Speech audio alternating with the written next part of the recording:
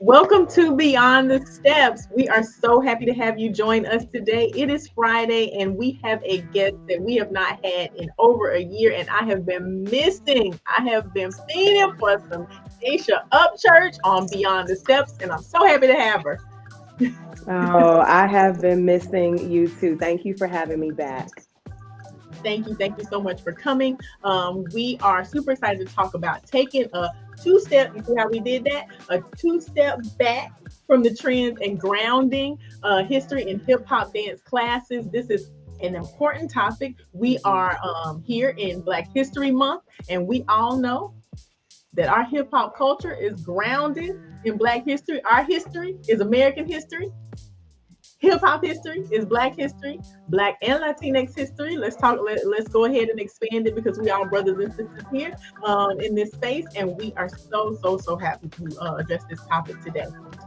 So I want to introduce Aysha for those of you who have not had the opportunity, the honor, and the privilege to know all of the wonderful things about Aysha. Look at her face, so humble, so humble. I love it. I love it. I love it. Aysha Upchurch is an entrepreneur, artist, educator, and consultant who creates, facilitates, and designs for radical change. She's a seed planter and soil agitator, a soul agitator too, but a soil agitator who weaves her passion into her commitment to critical arts pedagogy, youth advocacy, social justice, and transformative education.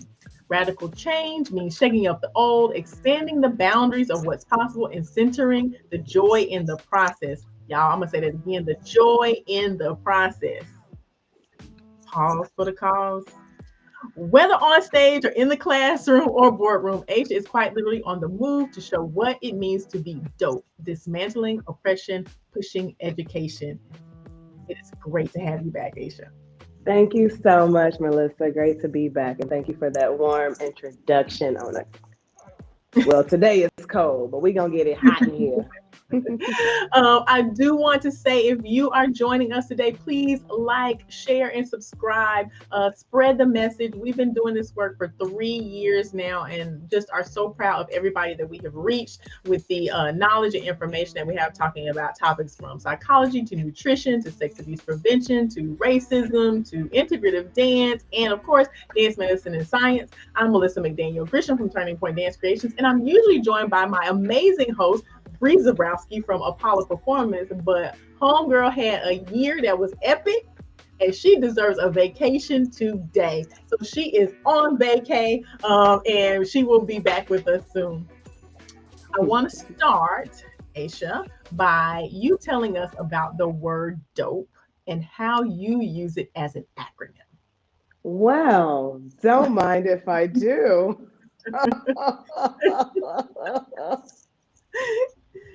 um, so dope. I grew up hearing the word, like, and I'm not from Cali, I'm from St. Louis, Missouri, but like, it's just a word I find that has really traveled well and sustained well and like colloquialisms. Like, that's dope, like an adjective, like, that's cool, that's fresh, that's hot word. And so I use it a lot. And a few years ago, somebody charged me or invited and challenged me to think about how I could kind of flip the word into being a representation of kind of my approach to being an educator, to being a facilitator, an artist, just a human who's trying to, like, as my mama say, leave a place better than you found it. Mhm. And so I like acronyms. I love alliteration, all types of mnemonic devices to help ground meaning.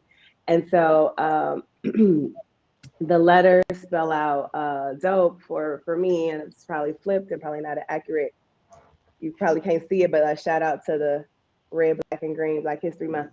But it's dismantling oppression and pushing education. And Mhm. then I say verb. So I say use dope as a verb, which means we always have to be in the practice, in the action of trying to affect change. And Mhm. so it can't just be a descriptor of something that's at an arrived state Mhm. or an adjective. So I'm just trying to like flip and play with grammar and all of that. My homies sometimes call me like a word nerd or a grammar nerd. So it's like a little bit of a remix on that to say that I am dope means that I am actively and intentionally through my work Mm-hmm. Dismantling oppression and pushing education. And education also, I don't situate that to only mean in the formal kind of brick and mortar places called school buildings, because a lot of the really formative and transformative nuggets of wisdom, of insight that I've gained in my life has been in powerful sites of learning and Right. education that are outside of those buildings. So we should be pushing and doing in any space that we're in, turning that into a radical classroom, so to speak. So Mm-hmm. that's all that goes into being dope. Yes, yes, yes. And we're gonna talk about, can we buy that cup somewhere? Is that just an exclusive Aysha Upchurch? Okay, okay, we'll talk about that later, Yes. because we want to make sure that everybody has one of those in their office if they possibly can, or in their bedroom. It'd be great. Talking a little bit about education and understanding hip hop education, I want to move into talking about my training years, not to date myself, in the late 80s and Let's go 90s. 80s. Yes, yes. Hip hop dance was not even an offering.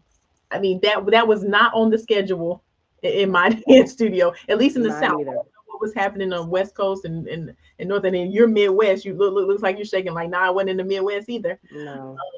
And now it's become like a must-have offering in most curriculums, and often one of the most requested classes. I mean, I know in my studio space it is packed, Mhm. from the lower ages all the way up into the oldest kids. Why do you think the idea of offering and learning hip hop dance grew in popularity? Yeah, so just a little bit of context, as we're talking about, like, before we like get caught up in the trims, to really ground in history. So I'm going to do a really gross um, kind of timeline. Mm-hmm. So when we think about hip hop and dance and social dance, uh, it's that these forms were not created in studios. They were the language, the expressive language being lived and expressed through the bodies of young people in Mm-hmm. various cities, like metropolitan areas.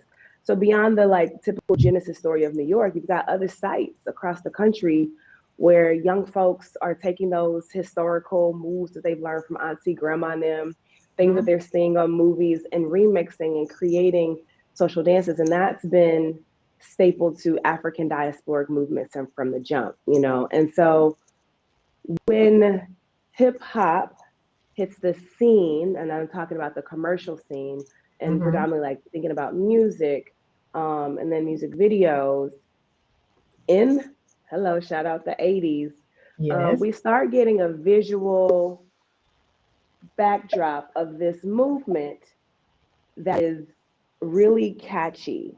And it is very energetic, and it invites you to like moving your body in a way that I think a lot of kind of Western norms on how your body should be in space. It's like hip hop dance cuts across that. It challenges, it pushes back. It says, get down on the floor. It says, bend your knees.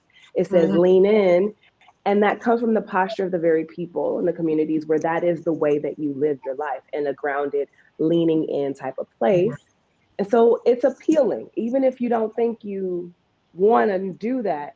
It's appealing because it is a counter story. It is a Mm-hmm. counter narrative to the way the bodies are. So you have your OGs who are touring and like breaking crews or touring and whatnot, but then you start getting into this thing happening with the music where you have rap, or predominantly R&B and pop, excuse me, to start. They're having dancers who are doing this movement that is starting to pull from those steps, Uh-huh. you know. And so commercial industry always wants what's cool, transact on that, make a buck from that. Mm-hmm. And it starts being called different things. Like, I think Broadway Dance Center was one of the first places to offer something in this realm before it was called hip hop dance, something like street jazz, Street jazz, in yeah. like late 80s, like 89. That becomes a phenomenon. You start seeing these musicians, like, these icons like Janet Jackson, like you name them, they have these dancers behind them that are doing this movement. And the bodies that are doing this movement and wanting to do it are going to places like dance studios. These are not people like me growing up in the hood. Like, I don't need to go to a Right. dance studio to learn these. My studio is my front porch, it's the Mm-hmm. playground, it's the rec center. But folks who have access to studio life and culture and can afford it are creating a demand. And then a supply is concocted by folks who may not be the OGs and the originators, but folks whose bodies are approximating, and I'm borrowing from Brenda Dixon Gottschalk, Mm-hmm. an assimilated notion of these street dances that have been, kind of commercialized. And so you see this trend happening. And their studios, they're entities, they are organizations, they are businesses that have to make money. And so you Right. start seeing what's catchy makes money. And so you start seeing something that really, really took off as music videos and budgets for them went crazy in the 90s and early 2000s. People want to move like that. Oh, now you see who the choreographer is. They're teaching here and there. You start getting these dance conventions like Monsters of Hip Hop. And Yeah. so studios are like, we can't have that convention, but we can have a class. Right. And so I think that's just, it's important for me to provide, again, that's not all the nooks and crannies. And I want to be clear that people can do research and fill that in. But I want to just give that context as to why that swell of energy behind a hip hop dance class has been happening. And that I don't think it'll go away because, again, how the dance moves, it's attractive. Everybody wants to do it. So studios are like, let's put it on our roster. And so you get it being a cash cow, quite honestly, for a lot of studios. But you also have some good teaching that's going on. You have some teaching that maybe we can interrogate a little bit. Right. Right. And with that, you know how things get watered down when they need to be mass produced. It's the That same, part. just like a product. The service is the same. When you have to mass produce it, it becomes something that I need to do with low overhead, and as great a return as I possibly can. So, do you think that a lot of these programs were put in place without any regard for the actual culture of hip hop? 100%. 100% true. Yes, all of the above, because also you still have this other kind of narrative happening around this movement and this music that predominantly Black and brown bodies are the generators of. It still wants to be like, it wants to be cool, but also it needs to be the scapegoat for what's wrong with Mm, America's youth, read white youth, who are attractive to this thing. And so there's no historical grounding because they're just transacting on its coolness. And mm-hmm. also, the folks who founded this didn't know that they were creating something that would become this huge cash prize. So Mm-hmm. they're not thinking, and this is no slight against our OGs, but they weren't thinking, you know what, let's document this, let's codify this, and let's protect this intellectual property. They're like, we move and we groove, and somebody gonna pay us, okay. So I think by and large, there was no foresight to invite history to Mm-hmm. be taught alongside this very popular, trendy thing that at any moment, a lot of forces were like, it'll go away because it's raunchy, but let it stay because it makes money. Right. Right. And I think I want to go back and lift up something you said about how, it kind of has to be the scapegoat for all the things that are wrong.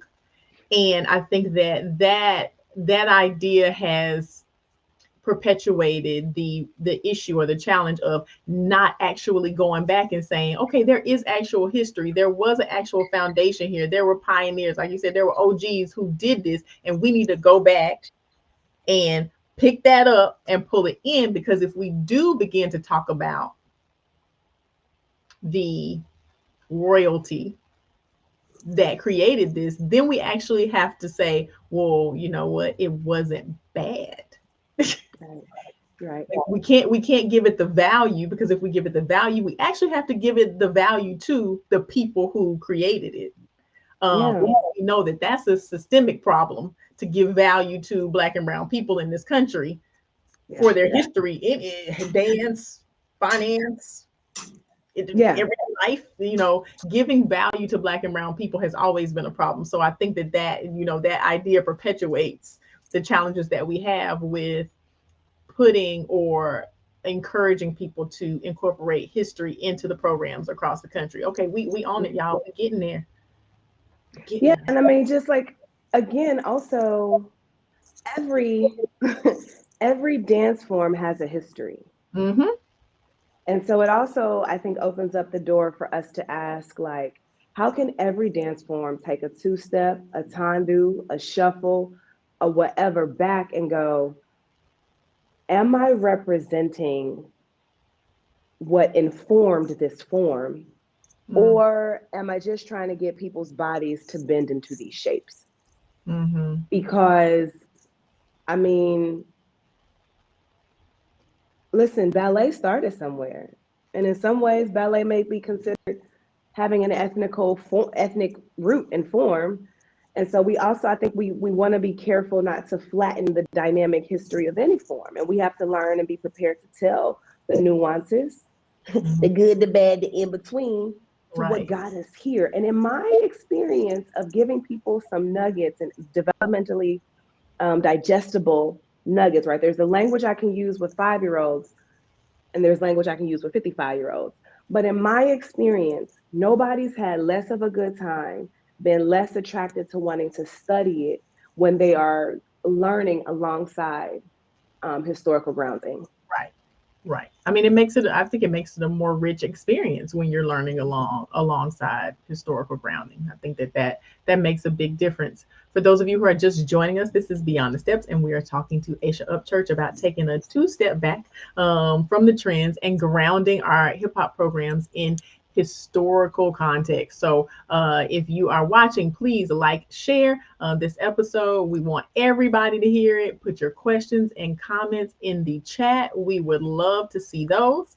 And I want to take a two-step back to the previous question and we talked about the historical foundation, and every dance form has a historical foundation. It started somewhere, like you said.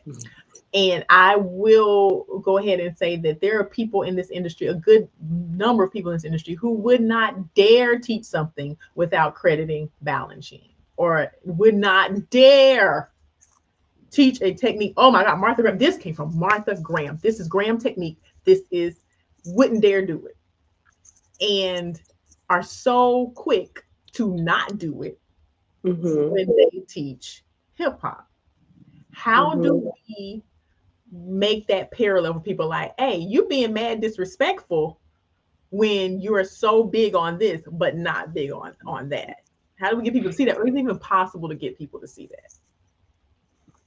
Okay, so my rose-colored glasses self goes, of course it's possible. that? But that rose-colored optimism is grounded by me living in this real world. And Mhm. that person says it is mandatory. Mm, Um, because I think if we ask ourselves, and this is a question that I've started asking various artists and dancers and dance educators over the past year, like, if I asked you what do you teach, you can't tell me like a genre or dance style. Like what is it that you think you are teaching actually, right? mhm. So then like I'm not showing up as Aysha, she's gonna teach you hip hop dance. I can facilitate you learning some things, but what I actually think I'm there to do is to help you get in tune with your body and to help you get connected with this very specific cultural form and practice. And Mhm. I have to recognize that you may not come from that same rooted background.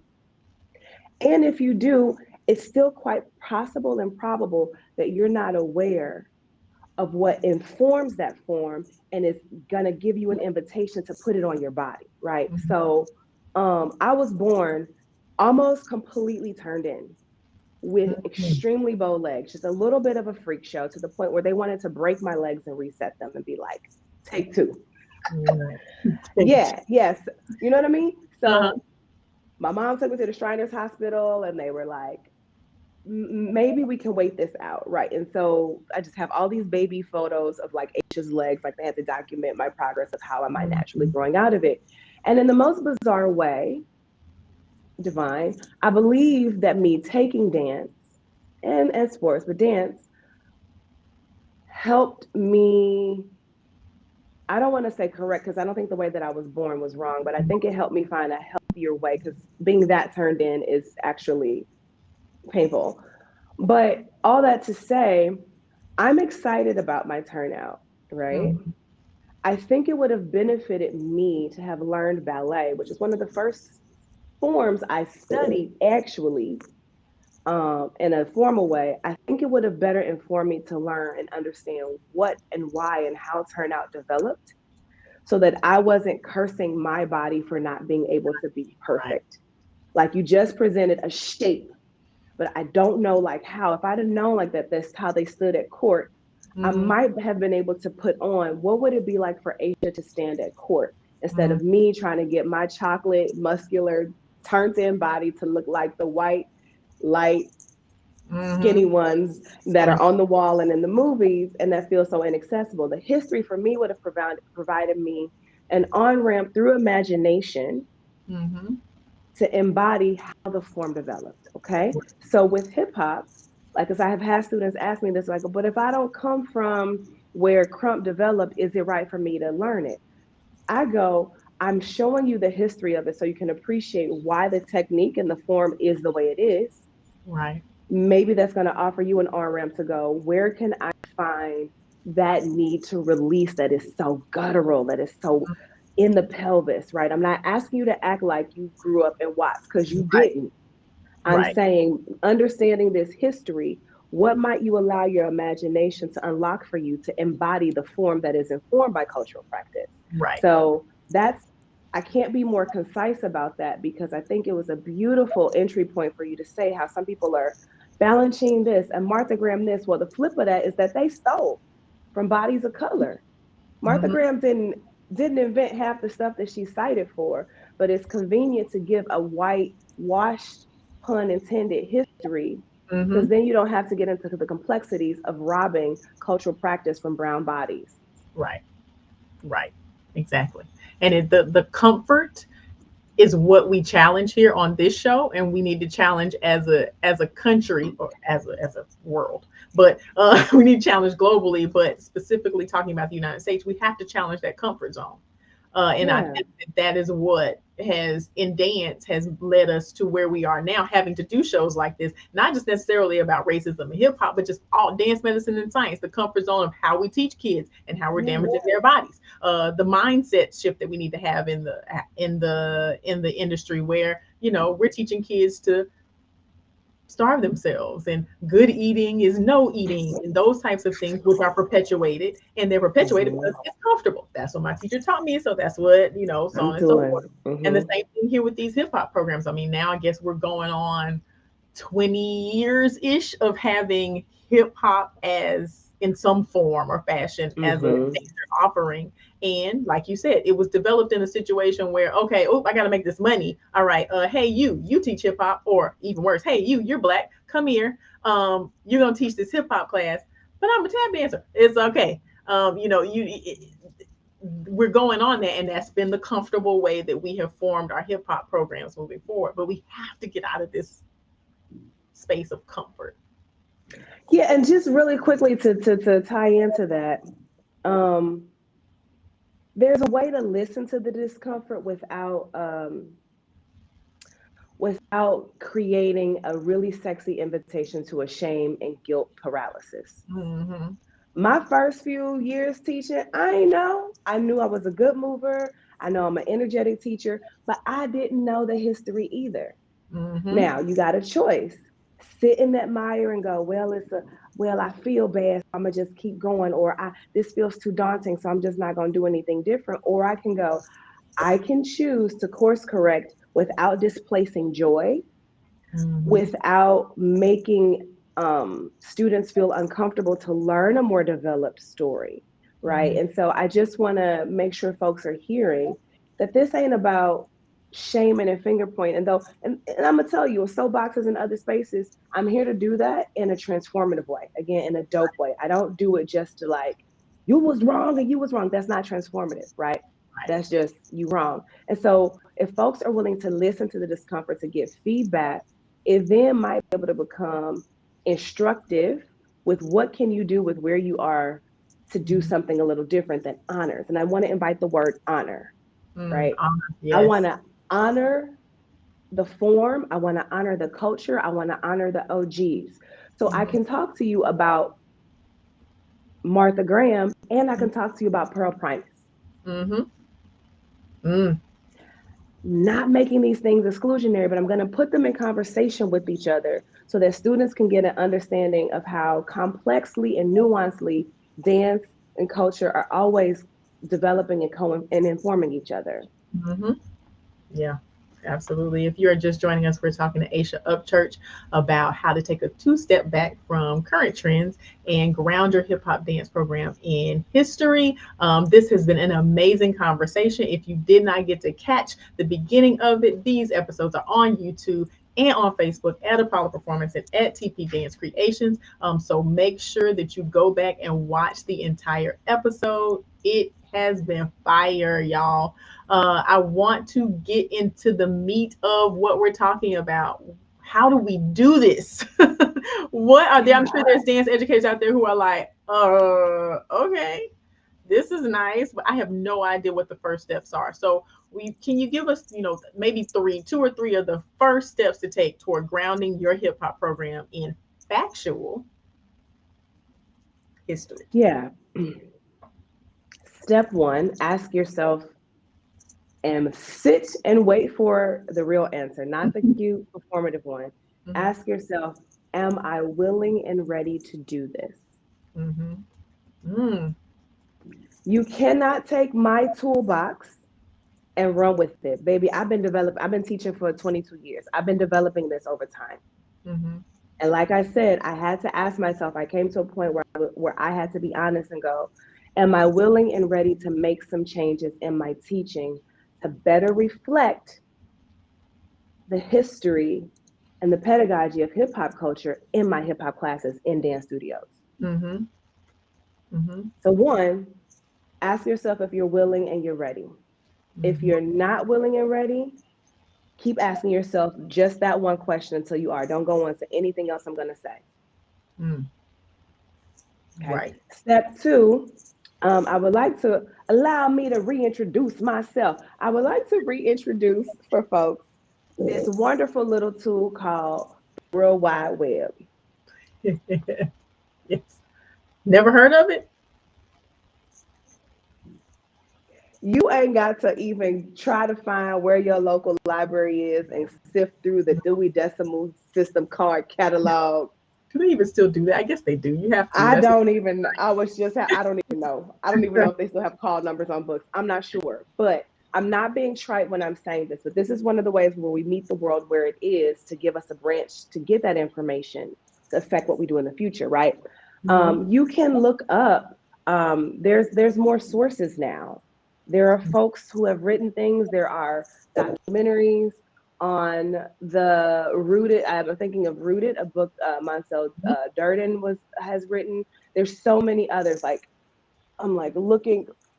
I'm I'm a voluntary nerd, even if I weren't teaching because of the honor, right? So I just look up things and reach out to people. There also the wonderful thing about the wonderful World Wide Web is the social medias and something that they call direct messaging. Now, I'm too much of an auntie to be saying DM because that makes me feel sleazy, but you can send messages directly to people and introduce yourself and ask and let them know you're looking for information. Can you point me somewhere, right? So I'm thinking about Rennie Harris, Mm-hmm.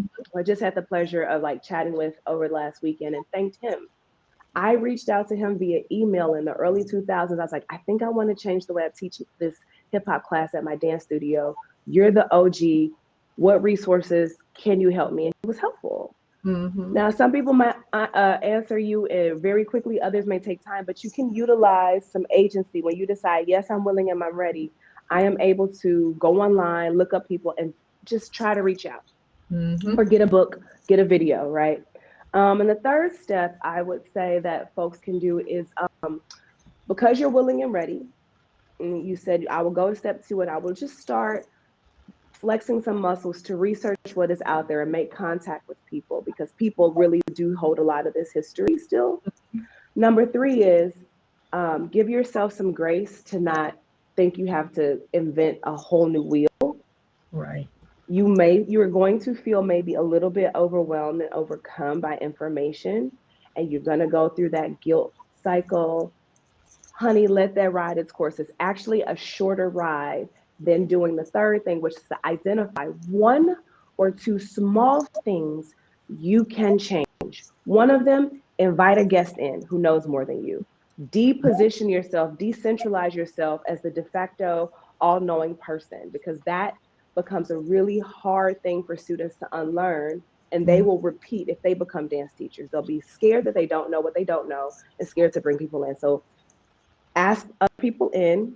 You can do that. You can do that. Hello. The pandemic taught us that we can reach across time zones. Mm-hmm. So bringing people in is like a thing you can do where you are with what you have. And the second thing is to ask yourself, what one classroom ritual might I shift? I've Mm-hmm. done this in school classes and community classes where I'm like, hey, you all, here's a documentary I found. Just make it an announcement in class. Can you let people know some resource that's coming up? Or Mm-hmm. can you say, I'm going to start off today as we do warm up. I'm going to just shout out one fact that I just learned, and we're going to play with that. So just like finding those truly accessible, bite-sized, and digestible nuggets that you can do, right? So, one, are you willing and ready? If you're not, do not proceed to the next one. Two, if you are, do a little research. What are some resources? Who are some people? Instagram, Twitter are great for this. Send them a message. Three, what are one to do, two things you can do in your practice right now? One of those that you can do, so this is 3A, invite a guest in. Mm-hmm. 3B, change one ritual in your class to better reflect hip hop. For me, it's ending in a circle. Mm-hmm. Yep. Yep. So we give homework on this show every single week. We ask our viewers to take one small step over the next 7 days to make progress in this area. I feel like you kind of already gave us some homework.